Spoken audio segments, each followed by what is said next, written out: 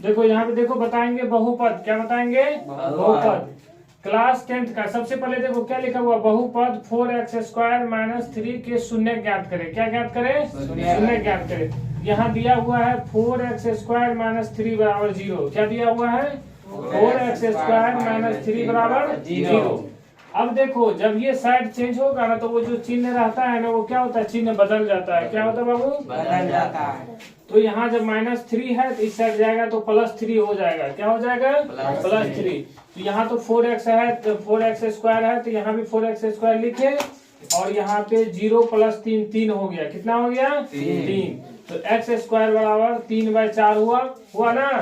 अब यहाँ से जो रूट हटाओगे ना तो इस साइड स्क्वायर लग जाता है। क्या लग जाता है? सॉरी, यहाँ से जब स्क्वायर हटाओगे तो इस साइड रूट लगाना पड़ेगा। क्या लगाना पड़ेगा? रूट लगाना पड़ेगा। तो यहाँ x बराबर √3/4 है ना। तो देखो 3 और 4 जो नीचा में है तो 2 × 2 लिखेंगे ना। तो एक इसका जब वर्गमूल निकालेंगे तो 2 हो जाएगा। तो ये हो जाएगा 3/2। कितना हो जाएगा बाबू? 3/2।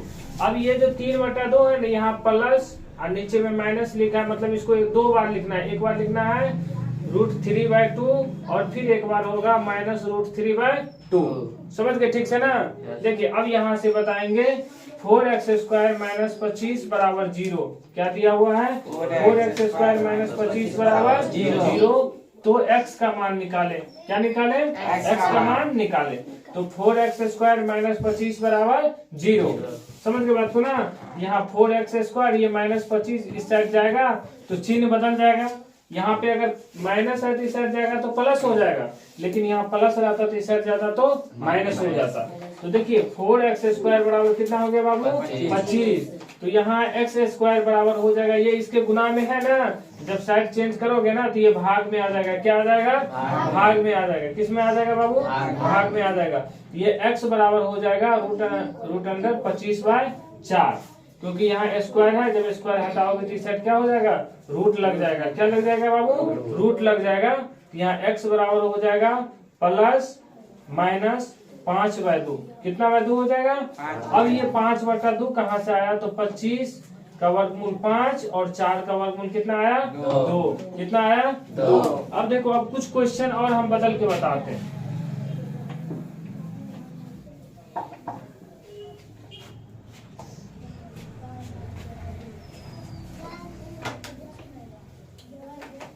देखिए समझने के लिए बताते हैं। यहाँ पे जैसे देखिए जैसे 9 पता ही नहीं चलता है। थोड़ा सा इधर कैमरा देखो 6x² + 4 बराबर 0 दिया है ना। कर मान ज्ञात करने के लिए जैसे वहां पे क्वेश्चन दिया था। समझ गए बात? तो इसको देखो क्या करोगे, 6x² है ना। आपको क्या बताते इस साइड को क्या करोगे, चिन्ह साइड चेंज करोगे, चिन्ह बदल जाएगा।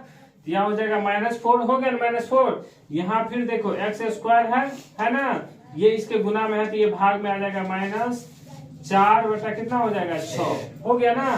तो ये 2 हो जाएगा और ये कितना हो जाएगा 3। तो ये x² बराबर हो गया -2/3 हुआ ना। अब यहाँ x बराबर हो जाएगा -√2/3। इसी तरह से बनाएंगे, कोई दिक्कत इसमें नहीं। इधर देखो, इधर देखो मत कैमरे को बाबू।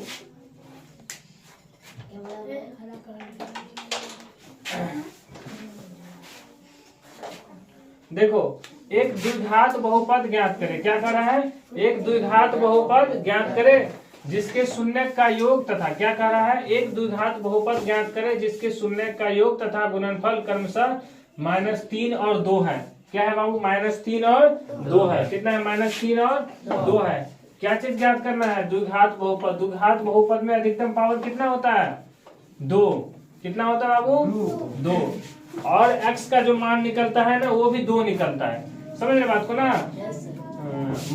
क्रमशः -3 और 2 दिया हुआ है। क्या दिया हुआ है? -3 और 2। तो शून्यकों का योग का फॉर्मूला क्या कर रहे हैं? शून्यकों का योग। इसको अल्फा बोलते हैं और इसको क्या बोलते हैं? बीटा। क्या बोलते हैं? बीटा। तो योग दिया हुआ है -3। कितना दिया हुआ है? -3। इसी को लिख दिया अल्फा + बीटा बराबर -3। योग दिया हुआ है ना -3, और इसका गुणनफल दिया हुआ है। शून्य का गुणनफल दिया हुआ है कितना? 2। कितना दिया हुआ है? 2। तो अब बताएंगे तुमको द्विघात बहुपद का ये फॉर्मूला होता है, ये याद रखना है आपको। एक्स स्क्वायर फिर माइनस अल्फा प्लस बीटा, यहाँ एक्स फिर प्लस अल्फा इंटू बीटा। यहाँ बीच में नहीं कुछ है तो समझ जाओगे गुना का चिन्ह है, ठीक ना। देखिए तो यहाँ एक्स स्क्वायर क्या करेंगे, एक्स स्क्वायर माइनस ये एक्स स्क्वायर है तो एक्स स्क्वायर दिए, ये माइनस है तो ये माइनस दिए ना। और ये ऐसा अल्फा बीटा का योग कितना है? -3 है ना, तो यहाँ पे -3 लिख दिए। ये x है तो यहाँ पे x लिख दिए, फिर प्लस का चिन्ह दिए, और इसका गुणनफल कितना है? 2। कितना है इसका गुणनफल? 2। तो यहाँ हो जाएगा ये एक्स स्क्वायर फिर माइनस माइनस कितना हो जाएगा? प्लस 3x फिर प्लस कितना हो जाएगा? 2। फिर कितना हो जाएगा? 2। देखिए जैसे आपको एक अलग से क्वेश्चन कहते हैं कि एक द्विघात बहुपद ज्ञात कीजिए। क्या ज्ञात कीजिए? एक द्विघात बहुपद ज्ञात कीजिए जिसके शून्यकों का योग 4 और 6 है। क्या कर रहे हैं? एक द्विघात बहुपद ज्ञात कीजिए जिसके शून्यकों का योग कितना है? 4 और 6 है। तो मान लो शून्य द्विघात योग कितना है? योग 4 है और गुणनफल कितना है? 6 है। गुणनफल कितना है? 6 है। मतलब शून्यकों का योग 4 है, मतलब अल्फा प्लस बीटा बराबर 4 है, और अल्फा इंटू बीटा बराबर कितना है बाबू? 6 है। तो अभी आपको द्विघात बहुपद का फॉर्मूला बताए ना द्विघात बहुपद का। द्विघात बहुपद का अभी बताया फॉर्मूला। देखिए तो इसका होता है एक्स स्क्वायर, क्या लिखेंगे? X square minus alpha plus beta x फिर प्लस क्या होता है? Alpha into beta. क्या लिखेंगे बाबू? Alpha into beta. तो अब ये तो इसका योग 4 दिया है ना, यहाँ एक्स स्क्वायर है तो एक्स स्क्वायर लिख देंगे, कोई दिक्कत इसमें आपको नहीं। माइनस का चिन्ह है तो माइनस देंगे। Alpha into beta, alpha into beta का मान 4 दिया हुआ है, 4 देंगे। एक्स है यहाँ पे गुना एक्स लिख देंगे, फिर प्लस अल्फा बीटा का गुणनफल दिया हुआ है कितना? 6। तो यहाँ पे हो जाएगा बाबू एक्स स्क्वायर फिर माइनस 4x प्लस 6, ये आंसर आ जाएगा। समझ गए ठीक से ना। मान लीजिए एक और क्वेश्चन आपको बताते हैं कि एक द्विघात बहुपद ज्ञात कीजिए। क्या कर रहे हैं? एक द्विघात बहुपद ज्ञात कीजिए जिसके शून्यक 9 और 6 है। कितना है जिसके शून्यक 9? और देखिए आप थोड़ा सा शॉर्टकट आपको बताते हैं, 9 और 6 है। कितना है? 9 और 6। इसका योग हो गया 9, योग 9 हो गया, और गुणनफल कितना है बाबू? 6 है। कितना है? ये गुना का चिन्ह है, कितना है बाबू? 6 है। सीधा फॉर्मूला लगाएंगे तो फॉर्मूला क्या होता है? एक्स स्क्वायर तो एक्स स्क्वायर दे देंगे, फिर माइनस योग पहले लिखते हैं ना छोटी कोष्ठ में, तो योग 9 है, फिर उसके बाद एक्स लिखेंगे, फिर प्लस का चिन्ह देंगे, गुणनफल कितना है? 6।